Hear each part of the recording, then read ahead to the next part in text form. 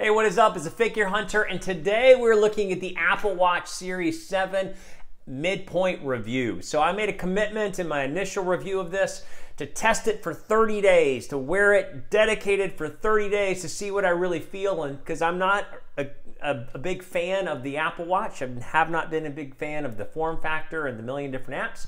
So I thought, well, maybe it's a habit thing. Maybe I just have to get used to it. And so what we're gonna do today is we're gonna just barely scrape on some of the general differences of the 7 versus the 6, because I already covered that in a review link down below. But we're gonna primarily talk about 15 days, half a month in, what I like and what I don't like, both on the watch and in the app, or in the sort of combined experience of using apps for information you may need for training and fitness and wellness and life and all of those things. As always, we test devices for the purpose of CrossFit training, which includes not just the training, but the recovery and the wellness that you would need from the training. So if you like this video, please give it a thumbs up. Please consider subscribing for more. I am super fired up because I am this close to being on the list of media people that get information ahead of watch releases for the big mothership Garmin, and they've got, rumor mill is going to buzz about the Fenix 7 and the Epix, which is an AMOLED watch with fitness tracking analytics and capabilities there. I hopefully have the Huawei GT3 coming in at some point to test and review, and I might do just sort of a side review of Polar's orthostatic test and Recovery Pro. So with that, let's dive in. So again, what are we going to talk about? We're going to touch on sort of the minor differences from the 7 versus the 6.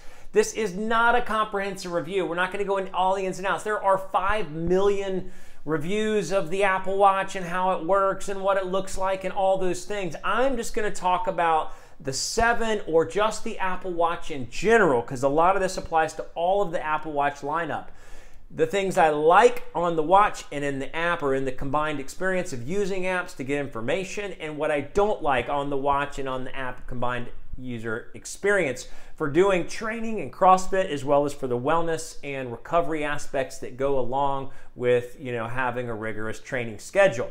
Then we'll come back together for a summary. So with that, let's dive into the things that I like. One thing I totally forgot to share that I said I would share, and I'm going to throw this part in some point randomly, is the difference in the 6 and the 7, or what is new about the 7. It is very simple, a short list and very quick. You have fast charging, but it's the same long battery or short battery life.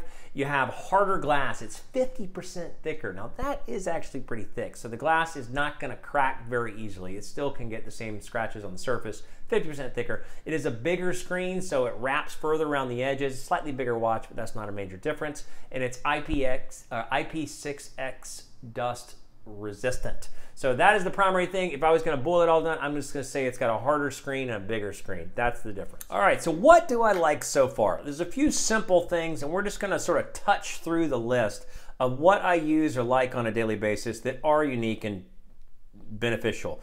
The first one is this: Siri. Remind me. I didn't get that. Yeah, I know. Siri is always super reliable. I use Siri for timers, alarms, reminders. You can check weather, but it's not hard to find that. And that's the other thing. The second thing I really like about it is that you can, so I do like that you can change watch screens really quickly. And so if I'm using this as my main watch screen, I just want to know the weather. That's my one data piece that I'm allowed on this screen. And I go to this one, I can use this as my app jumper, where I can just sort of jump to different pieces of information. So I can jump to the weather. That's another thing I really like, special weather statement. But that you see the UV, you see a bunch of different stats and the future, upcoming forecast. So I like that the complications jump to the full-blown apps. And so you can actually set this up like it's almost, I look at it like an app functionality, because there's things that I want to see in the middle of the day. The weather being one of them. The weather is great, that it's just always something you can easily access, and it's more comprehensive than some watches that are offering things. And within what I use on the watch, or what I like about the watch, one thing have really loved is this is the Hydrate app. I just did a review of it. I'll put the review down below. This is a water bottle. You have to purchase the water bottle, so it's not just the app. And it just automatically tracks my water hydration. So as one of my goals for the year, I just want to stay hydrated and drink enough water, and this just sort of shows me where I'm at, shows me where I'm at right there, 91% of goal, whatever. But I like that you can adjust complications or easily switch between watch faces. Another thing that's really, functionally useful is the mapping. This feature is actually really useful when you're driving and you actually have Apple Maps. It does not work with Google Maps, even though Google Maps is actually a better system. But with Apple Maps, you program in and this watch will buzz and tell you what you're supposed to be doing next. So if you don't want to look at your screen or there's a lot going on in traffic, you can just sort of see, turn left in 100 feet, something like that. But then you can, basically search. Nobody ever uses that little baby keyboard. But if you wanted to get it and you wanted to build, it'll just tell you the directions right here. We maybe won't wait for it to go, but you can see a picture. It can tell you like written directions or picture directions. I'll look at it. So first it wants to show you this, and you can click that. You can see picture directions, and basically this can jump to your phone so that you can see it on your phone if you wanted us to quickly jump to that. So the maps, but mostly in simple terms, the turn-by-turn buzz and map, features that appear on the watch. You feel a vibration when you need to make a turn. Obviously on top of all these things, it's going to be the watch screen, the vibrant colors. It's a beautiful screen with a lot of really rich colors. So that's really helpful. And then the other thing I would say that makes it unique is the WOD Insight app for CrossFitters.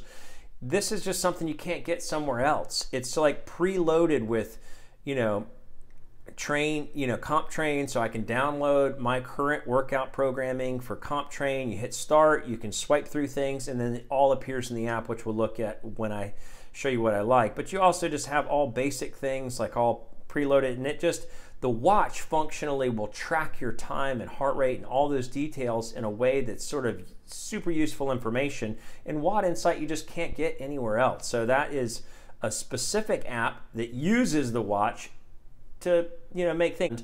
Let's talk about what I like in the experience that you can blend into the Apple Watch life with the apps. All right, so looking at the things I like on the phone, which creates a combined experience with the watch itself, are the apps that you can tie into the watch. So this is Athletic, and it kind of looks like that in the far upper right. And I have the best version, or because I am testing things and providing reviews for them, but I don't know if I'm missing any things, but I think the subscriber or the pro version has all these same things. But what it does, it uses the data, like the physiological data from the Apple Watch, that the Apple Watch is automatically connecting, and it gives you actually actionable information. So recovery, it takes a heart rate variability snapshot based on whenever the Apple Watch happens to take one, either on its own or when you do a breathe exercise for 1 minute, and it'll tell you how your overall recovery is looking over the course of time. You can see your workouts because it'll take the data from a workout. You don't have to track a workout on the app. It'll basically just pull the information from whatever app you use to track your workout, even if you just did the workout app.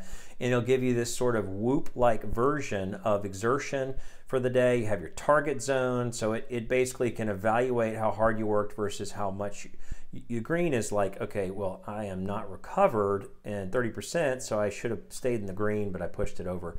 And then you also can see all of your sleep stuff, so you can take the data that the Apple Watch already gathered, and it puts it in a comprehensive, visible snapshot that's useful, that you can actually do something with, because you can see the data versus this super generic version that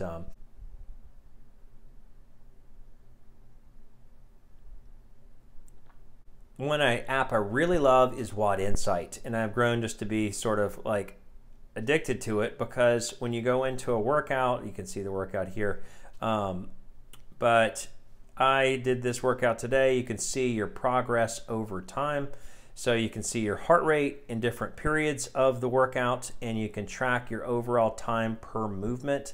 So you can see it took me 5 minutes to do this part, and 4 minutes 33 seconds per kettlebell swing, or total kettlebell swing time, and 36 pull-ups, 3 minutes.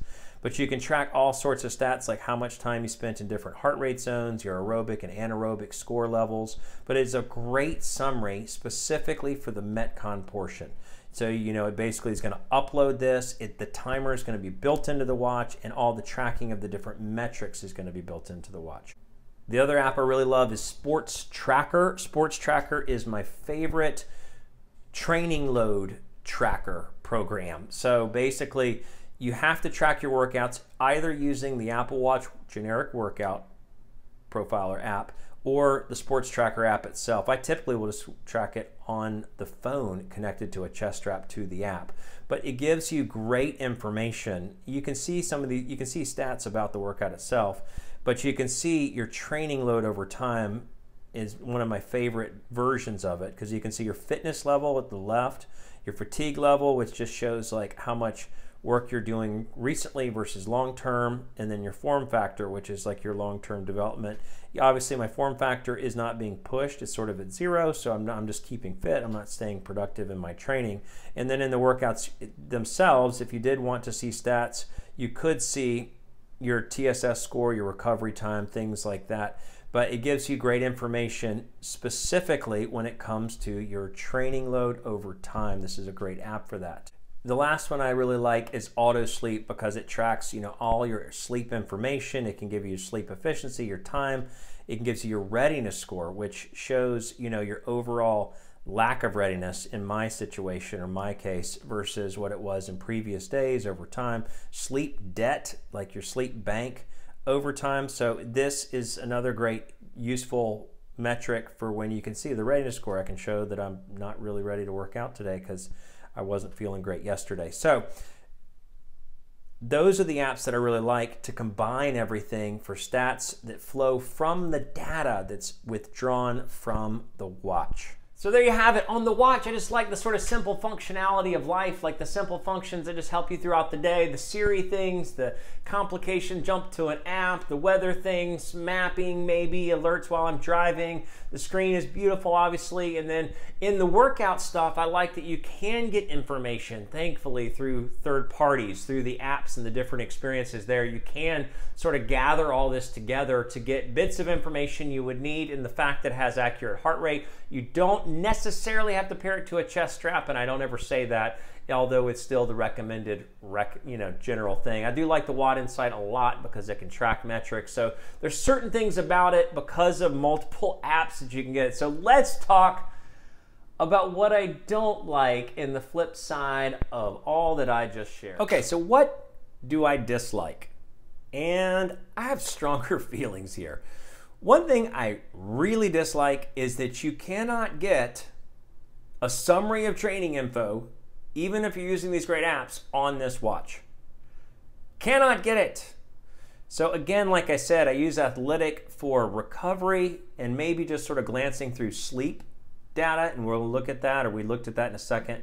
But you can't get any summary of information. Sports Tracker, which does a great job with training load using Training Peaks, it doesn't, all it is used for, if you're gonna use Sports Tracker, is it's gonna just say, you just go out for a run, it'll track your run on the watch, but it doesn't have any of those workout stats. Same thing with Auto Sleep. Auto Sleep will just give you a summary of information. No. If you just want to see a summary of details, but there's so many watches that do a comprehensive and really clearly lay out data on the watch, because this is a watch, so it should tie in these things in a way that you can see anything you would want to see on the watch. The other thing is maybe ironic is I don't really use messages. So like when I get messages, I don't go to type, I don't go to type on here. I just use my phone. I will quickly glance at what the message says, but never use it for the reply. So one of the features of the Apple Watch with the iPhone and the joint combined experience is that you can reply to messages on the watch. But I never do. I would just reply to my phone. And yes, I can read the message, but I do that on everything else I have in the whole entire universe because they all offer that benefit. So the messages is not a big deal. And then that brings me to a major point is the rounded edges and these little baby apps. So I can never, even if I remember, I maybe have good, because you're using 14 different apps to track different things, I can't always remember where they are on this stupid little screen. So let's say I want to change this. You can have another option for how you can lay out the apps, and that is switching the app view to list. Here, again, we have to access a whole bunch of different apps to get all our information together. Here you got a lot. Oh my Lord. You got a laundry list. Please stop doing that. You have a laundry list of apps, for days, because it's just tying in all these apps, and it's just too small, too little tiny.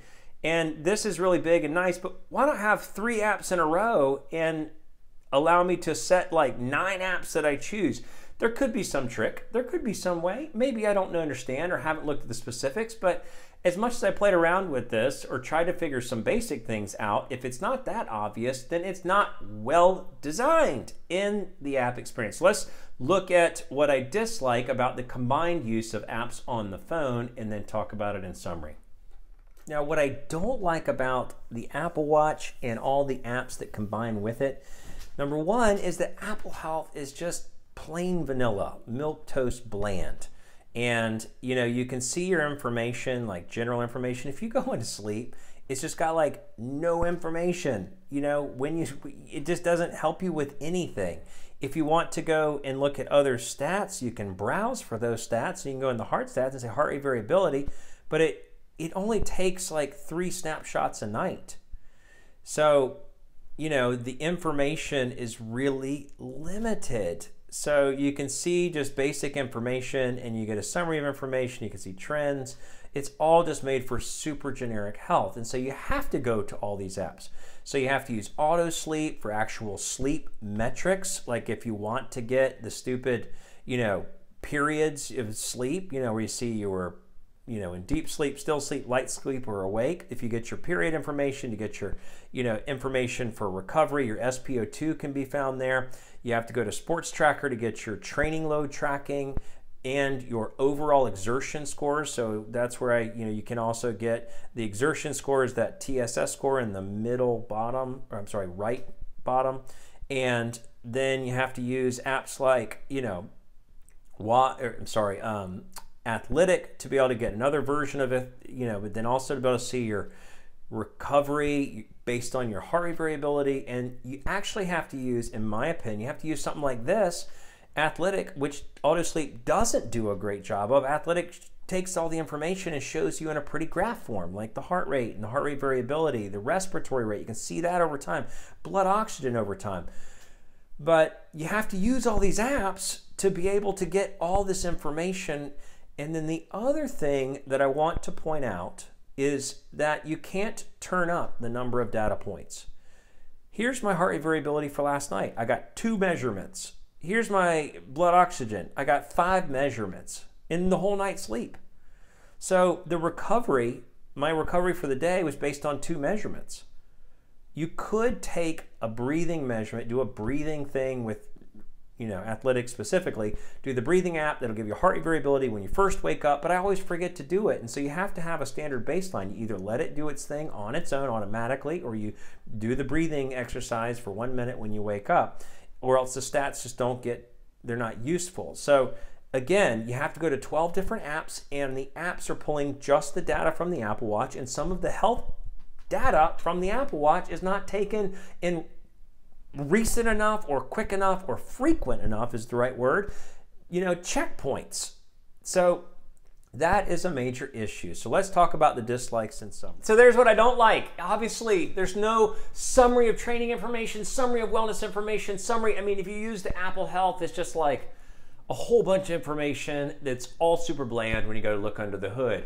I don't like, the form factor of the apps. I don't like the watch face limitations. It just is crazy. I can't find a simple big watch face with maybe a couple of complications around it. Big digital watch face. I don't really use the messages. The rounded edges feels dangerous.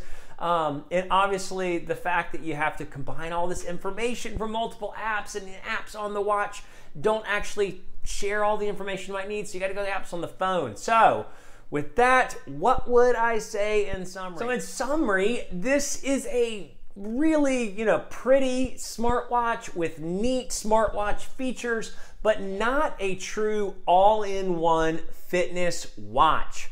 Why can't Apple do some of these things? It is mind-boggling because the information, or at least the sensor capabilities are there to pull all this information, but you have to do too much looking around at too many different apps and too many different options to try to piece together what you need to get a summary of information on your training and your wellness and recovery that many watches are providing comprehensively already in one place, one watch, one app. It just doesn't happen like that. So that is my midpoint review. That's halfway through this testing period of 30 days of wearing it, testing. It has to stay on my arm for 30 days. I have to use all the metrics. I have to look at it. I have to really track and compare what I think and feel. And that is where I stand for now. So let me know your thoughts in the comments below. Happy to welcome any sort of criticism of any of this.